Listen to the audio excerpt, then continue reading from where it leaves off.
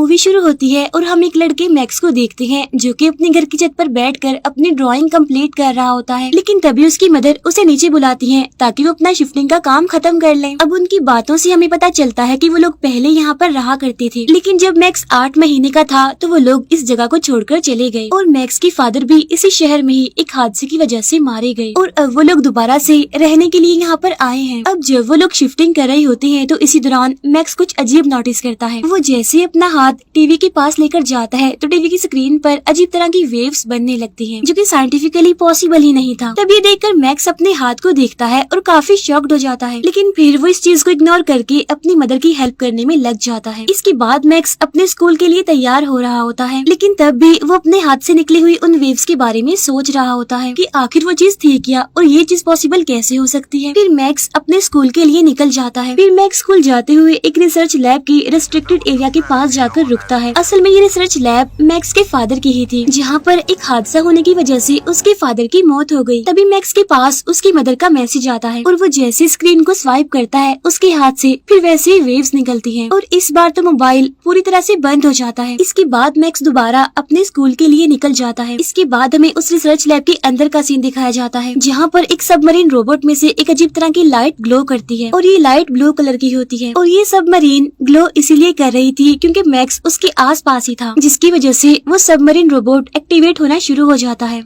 इसके बाद स्कूल जाते हुए रास्ते में एक गाड़ी से टकराने की वजह से मैक्स की साइकिल टूट जाती है और मैक्स दूर जाकर गिरता है। तब उसकी मदद करने के लिए वो कार ड्राइवर जो कि एक लड़की थी वो आती है और इस लड़की का नाम सोफिया होता है। वो मैक्स से कहती है कि स्कूल के बाद तो मुझे मिलना, मैं तुम्हारी साइकिल को बिल्कुल ठीक कर दूंगी। इसके बाद जब मैक्स स्कूल जाता है तो हमें पता चलता है कि मैक्स के फादर इस शहर में काफी फेमस थे और लोग उनकी काफी इज्जत किया करते थे। स्कूल खत्म होने के बाद मैक्स एक जगह पर जाकर बैठ जाता है, जहाँ पर वो उन वेव्स यानी अपनी पावर्स के बारे में सोचकर काफी कंफ्यूज होता है। लेकिन तभी वहाँ पर सोफिया अपनी गाड़ी लेकर आती है और मैक्स की साइकिल को ठीक करने के लिए वो उसे अपने गैरेज में ले जाती है। गैरेज में जाकर सोफिया मैक्स की साइकिल को बिल्कुल ठीक कर देती है। इसी दौरान हम नोटिस करते हैं कि वो दोनों एक दूसरे से मिलकर बहुत खुश हैं। इसके बाद मैक्स अपने घर वापस चला जाता है। घर आकर मैक्स अपने घर में माइल्स नाम की एक आदमी को पाता है और उसकी मदर उससे बात कर रही होती है। असल में ये पर्सन यानी माइल्स मैक्स के फादर के साथ काम किया करता था और ये इनका एक फैमिली फ्रेंड भी था। फिर हमें उसी रिसर्च लैब में वही सबमरीन रोबोट दिखाया जाता है, जहाँ उसके अंदर वो ब्लू लाइट फिर से ग्लो करने लगती है, लेकिन इस बार वहाँ पर पानी में एक काफी बड़ा ब्लास्ट होता है और वो जो चीज होती है वो पानी को एक शेप दे देती है। तब 2 साइंटिस्ट वहाँ पर चेक करने के लिए आते हैं। तब उनमें से एक साइंटिस्ट उस चीज को टच करने के लिए आगे बढ़ता है। अब जैसे ही वो साइंटिस्ट उस चीज को हाथ लगाने वाला होता ही है कि दूसरा साइंटिस्ट पावर को कट कर देता है, जिसके बाद पानी से एक छोटा सा फ्लाइंग ऑब्जेक्ट बाहर आता है और वो वहाँ से भाग रहा होता है। तब वो दोनों साइंटिस्ट जल्दी से सिक्योरिटी को बुलाते हैं ताकि वो उस फ्लाइंग ऑब्जेक्ट को ढूंढ सके। वो छोटा सा फ्लाइंग ऑब्जेक्ट रिसर्च लैब से भागने की कोशिश करता है। तब उसे रोकने के लिए बहुत सारे सिक्योरिटी गार्ड्स उसके पीछे पड़ जाते हैं, लेकिन वो फ्लाइंग ऑब्जेक्ट बिल्कुल बॉल की तरह होती है और उसकी स्पीड भी काफी तेज होती है और पावर कट होने की वजह से वहाँ हर तरफ अंधेरा ही अंधेरा था और इतना अंधेरा होने की वजह से सिक्योरिटी गार्ड्स को भी काफी मुश्किल पेश आ रही थी उस फ्लाइंग ऑब्जेक्ट को पकड़ने में, जिसकी वजह से वो उसे नहीं रोक पाते और वो फ्लाइंग ऑब्जेक्ट उस रिसर्च लैब से निकल जाता है। उधर मैक्स के घर का सीन दिखाया जाता है, जहाँ पर वो लोग खाना खा रहे थे। वो आदमी माइल्स कहता है कि मैं और मैक्स के फादर हमेशा इस बात पर ही डिस्कस करते रहते थे कि हमारा गोल क्या है। अब यहाँ पर हमें पता चलता है कि असल में माइल्स ने ही मैक्स और उसकी मदर को काफी इंसिस्ट करके यहाँ इस शहर में बुलाया था। इसके बाद माइल्स वहाँ से चला जाता है। मैक्स भी अपने रूम में चला जाता है सोने के लिए। फिर वो अपने रूम में पहुँचकर कंप्यूटर में अपने फादर की रिसर्च लैब में हुए उस हादसे के बारे में सर्च करता है जिसमें उनकी मौत हुई थी। तो वहाँ पर मिले कुछ क्लिप्स की मदद से हमें ये पता चलता है कि एक बहुत बड़े तूफान की वजह से उसके फादर की मौत हुई थी, लेकिन नेचुरली ऐसा तूफान पॉसिबल ही नहीं है। तो इसका मतलब ये है कि वो तूफान किसी ने खुद बनाया था, लेकिन वो तूफान किसने बनाया था, किस मकसद के लिए बनाया था, इसके बारे में हम आगे जानेंगे। अभी मैक्स उन क्लिप्स को देख ही रहा होता है कि तभी अचानक से उसका कंप्यूटर ऑफ हो जाता है, जिसकी वजह से गुस्से में मैक्स जैसे ही अपना हाथ टेबल पर मारता है तब उसके हाथ से दोबारा वही एनर्जी लिक्विड वेव्स बाहर निकलती हैं और इस बार तो वो नजर भी आ रही थी,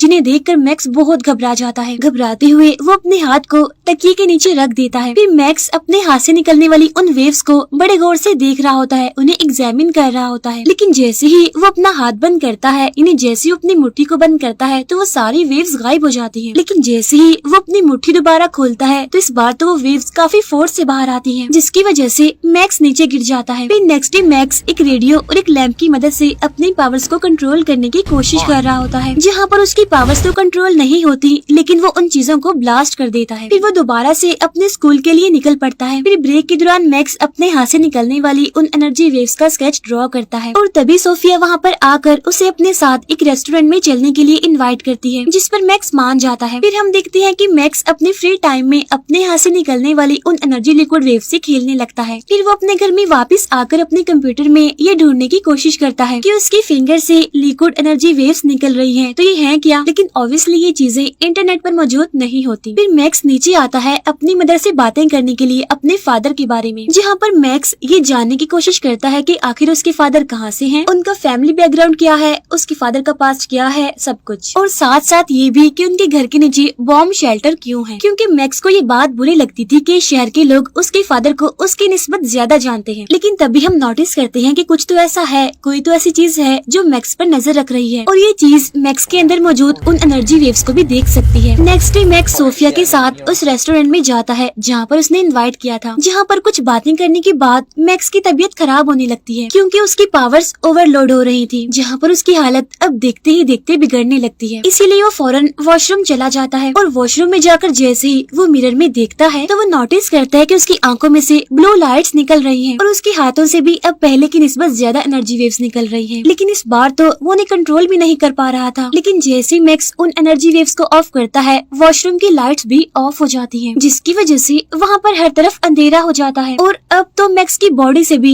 ब्लू कलर की लाइट्स निकलने लगती है, जो कि काफी हैरान कर देने वाली बात थी। इसका मतलब ये है कि उसकी पूरी बॉडी में ही एनर्जी वेव्स हैं, ना कि सिर्फ उसके हाथों में। अब इन सब की वजह से जाहिर सी बात है मैक्स बहुत डर जाता है, और वो सोफिया को वहीं पर अकेला छोड़कर वहाँ से भाग जाता है। लेकिन यहाँ पर हम नोटिस करते हैं कि जो चीज मैक्स पर नजर रख रही थी वो उसका पीछा करते हुए यहाँ रेस्टोरेंट में भी आई हुई थी। अब जहाँ जहाँ मैक्स भाग रहा होता है, जा रहा होता है, वो चीज भी उसका पीछा करती है। मैक्स भागते भागते जंगल में चला जाता है, और जंगल में पहुँचते ही मैक्स की बॉडी से निकलती हुई एनर्जी वेव्स बहुत ही ज्यादा क्वांटिटी में अब बाहर निकलती हैं, यानी कि उसकी एनर्जी वेव्स अब आउट ऑफ कंट्रोल हो गई थी, जिसकी वजह से अब सिचुएशन भी कंट्रोल से बाहर निकलती हुई नजर आ रही थी। इन सब से डरते हुए, घबराते हुए मैक्स बहुत जोर से चिल्लाता है, जिसकी वजह से बहुत सारी एनर्जी वेव्स उसकी बॉडी से निकलती हैं। यही वजह बनती है कि मैक्स फौरन बेहोश हो जाता है। अगले सीन में मैक्स अपनी आंखें खोलता है अपने घर की बेड पर, लेकिन उसे ये समझ नहीं आती कि वो तो बेहोश हो गया था, तो वो फिर अपने घर कैसे आया। अब वो जैसे ही फ्रेश होने के लिए वॉशरूम में जाता है तो वो देखता है कि उसकी टी शर्ट पर बहुत सारे छोटे छोटे सुराख बने हुए हैं, और ये सब कुछ उस एनर्जी वेव्स के बाहर निकलने की वजह से हुआ है। अब वो जैसे ही अपनी टी शर्ट को रिमूव करता है तो उसकी चेस्ट पर हम अजीब तरह के निशानों को भी नोटिस करते हैं। तब ये देखकर मैक्स तो बहुत डर जाता है और काफी घबरा जाता है। अब मैक्स जैसे ही मिरर के पीछे रखी हुई मेडिसिन को लेकर मिरर को बंद करता है तो उसके पीछे हमें वही छोटा फ्लाइंग ऑब्जेक्ट दिखता है, जिसकी वजह से मैक्स डरते हुए अपने रूम में जाकर रूम का दरवाजा बंद कर लेता है। फिर वो फ्लाइंग ऑब्जेक्ट मैक्स के कमरे में भी घुस जाता है। यहाँ पर वो फ्लाइंग ऑब्जेक्ट बोलता है और अपना नाम बताता है। वो कहता है कि मेरा नाम स्टील है और मैं एक सिलिकॉन बेस्ड लाइट फॉर्म हूँ। इसका मतलब मैं एक आउटर स्पेस से आया हुआ एलियन हूँ, और मेरा बेसिक काम है तुम्हें यानी मैक्स को प्रोटेक्ट करना। इसके बाद हम देखते हैं कि मैक्स की बॉडी से फिर से एनर्जी वेव्स निकलना शुरू हो गई हैं, और तब वो छोटा फ्लाइंग ऑब्जेक्ट यानी कि स्टील उन एनर्जी वेव्स को अपने अंदर अब्सॉर्ब कर लेता है। अब क्योंकि मैक्स को स्कूल भी जाना होता है, इसीलिए वो स्टील को भी अपने साथ अपने बैग में डालकर ले जाता है। फिर मैक्स स्टील को उसी जगह पर छोड़ने जाता है जहाँ पर वो उसे फर्स्ट टाइम मिला था, यानी कि जंगल में। अब जंगल के रास्ते से जाते हुए स्टील मैक्स को बताता है कि तुम्हारी बॉडी से जो एनर्जी वेव्स निकल रही हैं, इसकी वजह से ही तुम जिंदा हो, और अगर मैं तुम्हारी बॉडी से निकलने वाली उन एनर्जी वेव्स को अब्सॉर्ब नहीं करूंगा तो तुम ब्लास्ट हो जाओगे। इतनी ही देर में वहाँ पर कुछ खतरनाक लोग आ जाते हैं जिनके पास गन्स भी होती हैं। ये लोग असल में स्टील को ढूंढने के लिए यहाँ पर आए थे। तब उनको देखते ही मैक्स और स्टील दोनों ही छुप जाते हैं। फिर हम देखते हैं कि वो लोग एक डिवाइस की मदद से उन एनर्जी वेव्स का पता लगा रहे थे, लेकिन यहाँ पर मैक्स अपनी पावर्स का यूज करके उस डिवाइस को ऑफ कर देता है। इसका मतलब ये है कि अब मैक्स थोड़ा बहुत अपनी पावर्स को कंट्रोल करना सीख गया है। लेकिन तभी अचानक उन लोगों की नजर मैक्स और स्टील पर पड़ जाती है और वो उन पर फायरिंग करने लगते हैं। इसी वजह से मैक्स और स्टील को वहाँ से भागना पड़ता है। अब भागते भागते स्टील को कुछ यादें आने लगती हैं। अब क्योंकि मैक्स और स्टील दोनों एक दूसरे दूसरे के साथ कनेक्टेड हैं। इसीलिए स्टील की उन यादों को मैक्स भी देख पा रहा था, जिसमें पहले तो वो रिसर्च लैब की तबाही को देखता है और बाद में उन्हें स्टील की रिफ्लेक्शन भी नजर आती है। और जब मैक्स इस बारे में स्टील से पूछता है तो वो उसे कुछ भी नहीं बता पाता, क्योंकि स्टील को भी ज्यादा कुछ याद नहीं होता। इसके बाद हम देखते हैं कि वही लोग दोबारा से उनके पीछे पड़ जाते हैं, जिसकी वजह से मैक्स स्टील को अपने साथ स्कूल ले जाता है। अब जैसे ही मैक्स की क्लास खत्म होती है तो उसकी मुलाकात सोफिया से होती है, जो मैक्स को फिर से रेस्टोरेंट में आने के लिए इनवाइट करती है। अब जैसा कि हम जानते हैं कि मैक्स अपने बैग में स्टील को छुपा कर लाया था, इसी वजह से वो बैग में अनकंफर्टेबल होकर हलचल कर रहा होता है, जिसकी वजह से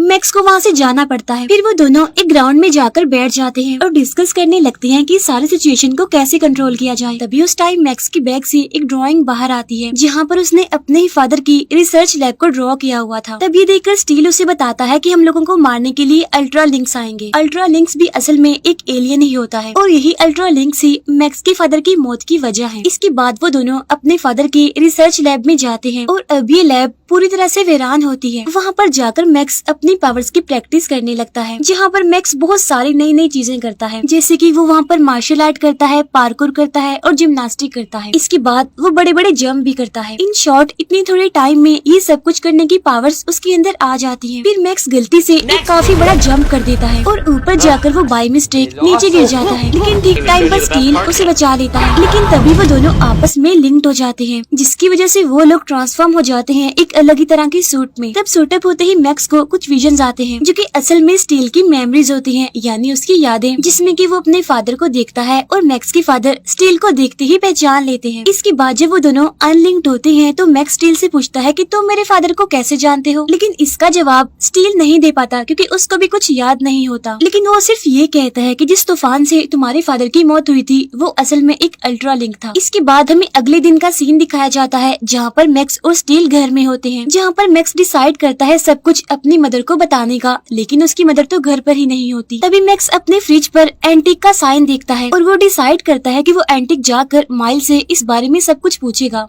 एंटिक असल में एक कंपनी होती है और मैक्स माइल्स के पास इसीलिए जाना चाहता था क्योंकि उसके फादर की मौत के टाइम माइल्स भी वहीं पर ही मौजूद था। इसीलिए वो स्टील को लेकर वहाँ से निकल पड़ता है, लेकिन रास्ते में दोबारा उन्हें फिर वही लोग मिल जाते हैं जो पहले भी उनका पीछा कर रहे थे। तब मैक्स किसी तरह उनका ध्यान भटकाते हुए दोबारा से सोफिया की गाड़ी के आगे आ जाता है, लेकिन अब क्योंकि एंटिक यहाँ से 20 माइल की दूरी पर था, इसीलिए वो सोफिया से लिफ्ट ले लेता है। फिर इसी एंटिक की लॉन्ग जर्नी में वो दोनों एक दूसरे से बातें करते हैं और एक दूसरे के साथ कनेक्ट होने की भी कोशिश करते हैं, जिसके लिए वो दोनों आपस में काफी फ्रैंक होकर बातें करते हैं। फिर कुछ टाइम के बाद वो लोग एंटिक पहुँचते हैं माइल्स से मिलने के लिए, जहाँ पर माइल्स मैक्स के फादर के काम को आगे बढ़ाने की कोशिश कर रहा है। फिर मैक्स माइल्स से अकेले में जाकर बात करता है। असल में मैक्स ये जानना चाहता था कि जिस रात उसके फादर की डेथ हुई थी उस रात को एक्चुअल में उसके फादर के साथ हुआ क्या था, लेकिन ये बात माइल्स को भी पता नहीं होती, क्योंकि वो तो मैक्स के फादर की मौत के बाद वहाँ पर पहुँचा था। और तभी माइल्स मैक्स को एक डिवाइस दिखाता है, जो कि असल में मैक्स के फादर का ही बनाया हुआ एक मॉडल है और ये डिवाइस एनर्जी को यूज करती है, लेकिन सिंपल कहा जाए तो ये डिवाइस क्लीन एनर्जी का सोर्स है। इसी दौरान मैक्स की तबीयत फिर से खराब होने लगती है, क्योंकि उसकी बॉडी के अंदर जो एनर्जी वेव्स थी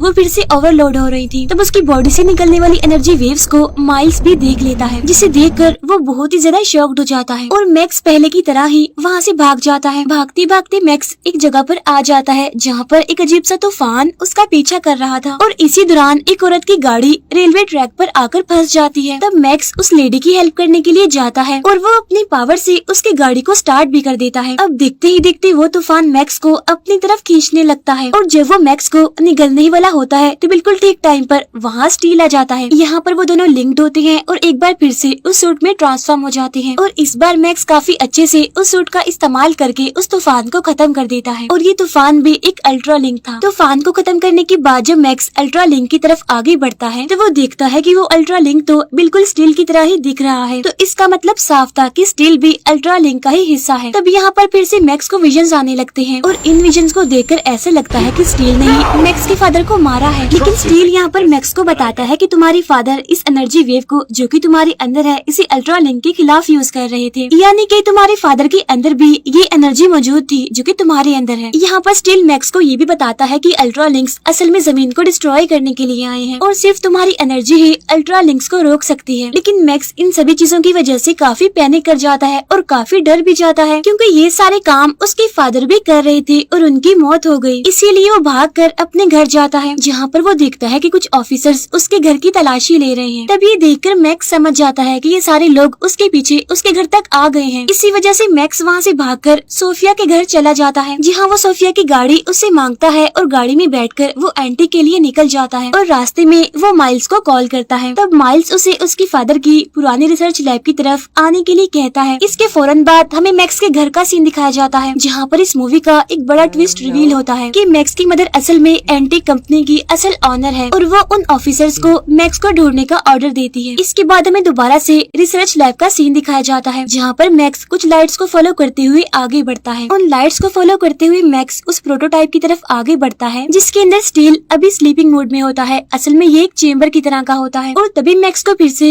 विजन्स आने लगते हैं। और अब हमें यहाँ पर पता चल जाता है कि आखिर कैसे मैक्स की फादर की मौत हुई थी, जहाँ पर असल में स्टील की वजह से नहीं बल्कि माइल्स की वजह से ही मैक्स की फादर की मौत हुई, क्योंकि माइल्स ही असल में उन अल्ट्रा लिंक्स के साथ मिलकर मैक्स की फादर को मार डालता है। और मैक्स की फादर के अंदर जितनी भी पावर्स, जितनी भी एनर्जी होती है, वो उस सबको बाहर निकाल लेता है। लेकिन मरने से पहले मैक्स के फादर स्टील को ये ऑर्डर देते हैं कि जब मैक्स बड़ा हो जाएगा तो स्टील तुम उसके पास जाकर उसको प्रोटेक्ट करना। और इतना कहते ही मैक्स की फादर की मौत हो जाती है। तभी हम पीछे से माइल को देखते हैं, जो कि अपने सूट के साथ वहाँ पर आता है। माइल्स को देखते ही मैक्स उसे मारने की कोशिश करता है, लेकिन वो माइल्स के आगे कुछ नहीं कर पाता। इसके बाद माइल्स मैक्स को उस चेम्बर के अंदर जाने के लिए कहता है। तब मैक्स उस चेम्बर के अंदर जाते ही फिर से स्टील के साथ लिंक्ड हो जाता है, लेकिन इस बार वो पहले की नस्ल सूट को पूरी तरह से कंट्रोल कर पा रहा था। इसके बाद वो दोनों यानी मैक्स और माइल्स आपस में लड़ने लगते हैं और यहाँ पर हमें उनकी जबरदस्त फाइट देखने को मिलती है। यहाँ पर मैक्स माइल्स पर भारी पड़ता है और उसे मार डालता है। इसी फाइट के दौरान यहाँ पर रिवील होता है कि असल में मैक्स के फादर कोई इंसान नहीं थे, बल्कि वो एक एलियन थे। लेकिन जाहिर सी बात है कि मैक्स भी एक एलियन ही है। अब सब कुछ खत्म होने के बाद हम देखते हैं मैक्स को, जो कि अपने घर में अपनी मदर के साथ होता है। और यहाँ हम जान पाते हैं कि मैक्स की मदर को सब कुछ पहले से ही पता था कि मैक्स की फादर असल में एक एलियन है और उनका बेटा मैक्स भी एक एलियन ही है और उसके अंदर भी अपने फादर की तरह सुपर पावर्स हैं। लेकिन वो ये नहीं जानती थी कि माइल्स इन सभी चीजों का गलत इस्तेमाल करना चाहता था। इसके बाद मैक्स और सोफिया एक दूसरे से बातें कर रहे होते हैं। यहाँ पर उन दोनों के बीच एक रिलेशन, एक बॉन्डिंग बन जाती है और इसी सीन के साथ ये मूवी यहीं पर एंड हो जाती है। Thank you for watching.